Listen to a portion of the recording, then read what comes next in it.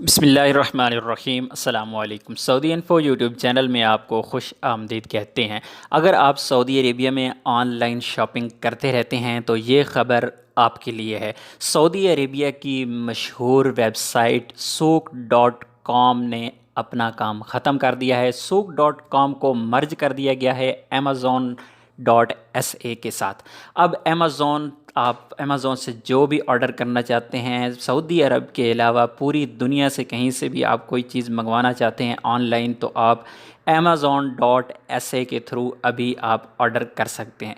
इस तरह जिन लोगों के पास पहले से सूक.com की मेंबरशिप है, ऐसे लोग अपनी मेंबरशिप को इसी वेबसाइट यानी Amazon.sa पर भी यूज़ कर सकते हैं।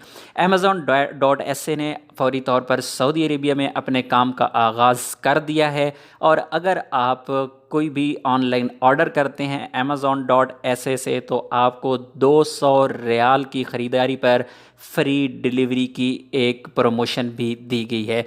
याद रहे कि नई ब्रांड वेबसाइट डेस्कटॉप और ऐप दोनों पर अरबी में दस्तयाब है। सार्फिन Amazon.sa के इस्तेमाल के लिए Amazon शॉपिंग ऐप डाउनलोड करें और सेटिंग से सऊदी अरब मुंतखब करें।